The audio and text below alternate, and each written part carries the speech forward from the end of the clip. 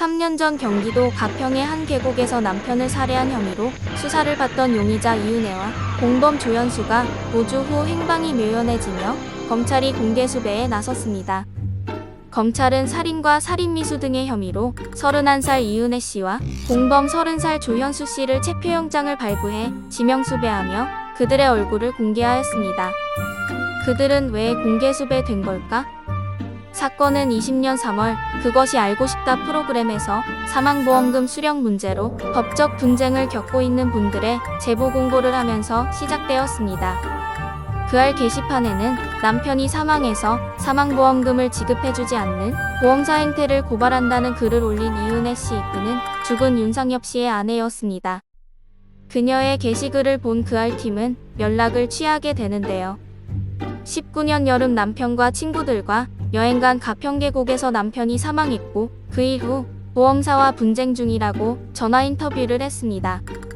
하지만 첫 연락 후 그녀의 연락 두절로 취재를 중단하고 몇 개월 후 해당 사건을 다시 살펴보던 제작진은 뉴스에 달린 댓글 중 부인이 신랑 앞으로 보험 5억을 들었습니다.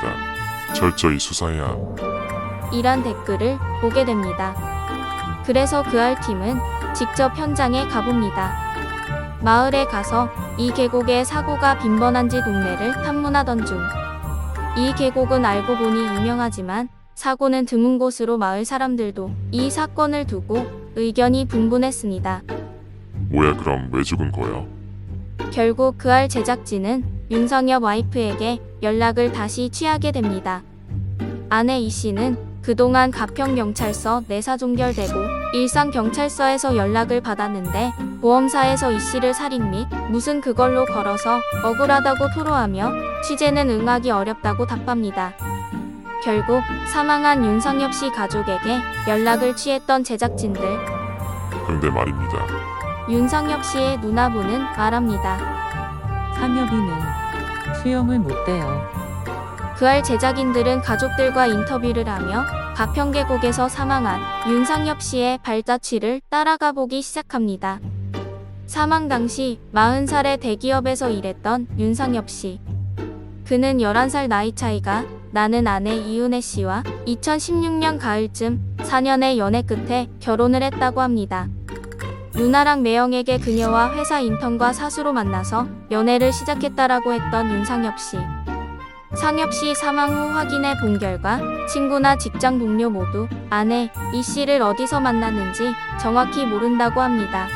물론 그녀는 회사의 인턴도 아니었습니다. 별다른 결혼식 없이 결혼 사진만 찍고 다음에 3월 혼인신고하고 집에서 마련해준 1억의 돈을 더 보태서 인천에 신혼집을 마련했던 두 사람. 그런데 윤상엽 씨는 결혼 전 그녀의 부모님과도 상견례 한 번 없이 결혼하고 혼인신고를 했다고 합니다. 그리고 시작된 의문점들. 혼인신고를 하고 5개월이 지난 시점에서 남편 사망보험을 가입한 이은혜 씨. 남편 요청에 가입을 했고 부인 이 씨가 보험료를 납부해왔는데 윤상엽 씨가 사망하면 받을 수 있는 사망보험금이 총 8억 원이었습니다.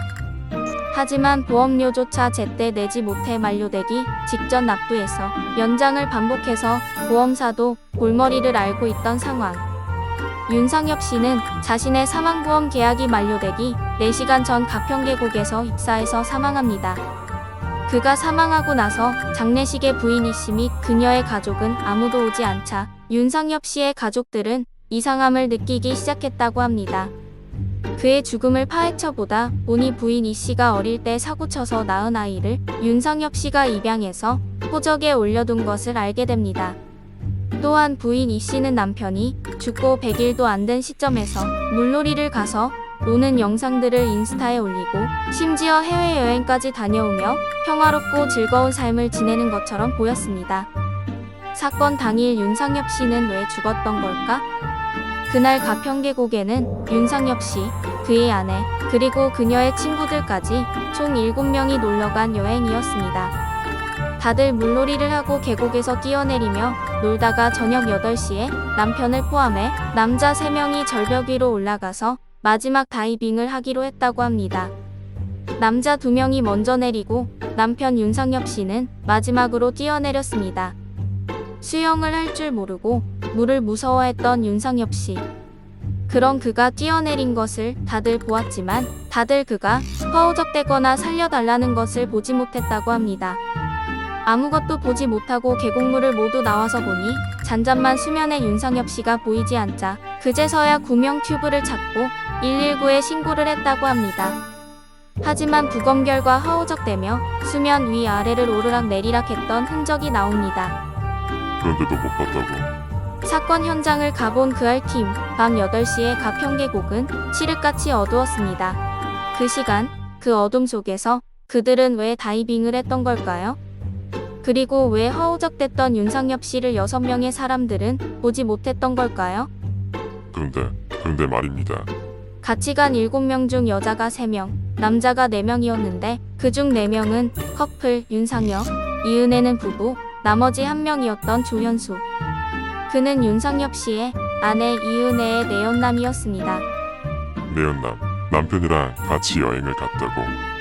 이러한 사실들이 하나둘 밝혀지니 주변 지인들도 제작진들에게 의문점들을 털어놓기 시작합니다. 윤상엽 씨는 이은혜 씨와 결혼 후 인천에 전세집을 구했으나 그 집에는 그녀와 그녀의 내연남, 그녀의 친구가 살고 있었다고 합니다. 윤상엽 씨는 수원에서 직장 생활을 하며 반지하에 혼자 살고 있었습니다. 또한 윤상엽 씨는 수영을 하지 못하고 물을 무서워했다는 점. 사건 당일 인천 집 앞 CCTV를 복원해낸 그알 제작진팀. 대단해, 칭찬해. CCTV 복원 결과 윤상엽 씨는 가평계곡 여행 당일 인천 집으로 왔습니다. 상엽 씨 명의의 렌트카를 내연남 조 씨가 운전해서 집 앞에 나타납니다.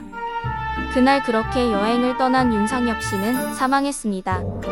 이틀 후 새벽, 상복 차림의 윤상엽, 와이프와 내연남 조 씨는 집으로 들어가 컴퓨터 본체를 가득 챙겨서 나옵니다.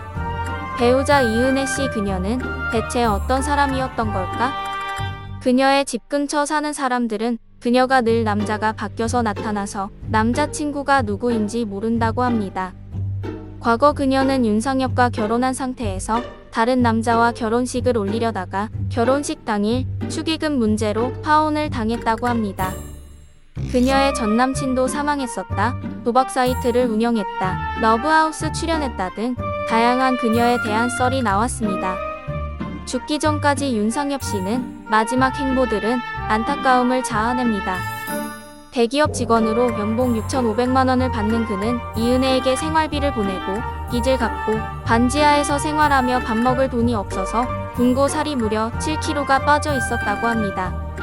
또한 친구들에게 3,000원을 빌리는 신세에 처할 정도로 삶이 힘든 걸 알 수 있었는데요. 그는 SNS를 통해 헬리콥터 장기 매매를 통해 자신의 장기를 팔고자 할 정도로 힘든 삶을 살고 있었던 것 같습니다. 그가 죽고 남겨진 것은 수많은 오피스텔 매매 계약서와 미납금, 그리고 빚. 윤상엽 씨가 죽기 전 유서처럼 남긴 글에는 자살을 위해 로프를 샀고 자기 장례식에 은혜는 오지 않을 것 같다. 은혜는 항상 바쁘니까 라는 글을 남겨두어 안타까움을 자아냈습니다. 왜 내연남과 함께 윤상엽을 데리고 계곡을 간 건지, 왜 보험 만료 4시간 전에 윤상엽 씨는 사망했던 건지, 왜 허우적대는 그를 아무도 못 본 건지, 어떻게 처음 가본 계곡에 구명보트가 어디 있는지 알고 있었던지 건지, 의문에 의문만 남겼던 이 사건은 그것이 알고 싶다에 방영되어 재조명되었으며 지난해 재수사에 착수했습니다. 지난해 12월 13일 처음 검찰에 출석해 조사를 받았고 다음 날 이어질 2차 조사를 앞두고 도주한 뒤 3개월째 행방이 모연한 상태로 공개 수배에 나선 상태입니다. 조속한 체포를 위해 의심되는 사람이 있으면 적극적인 제보 112로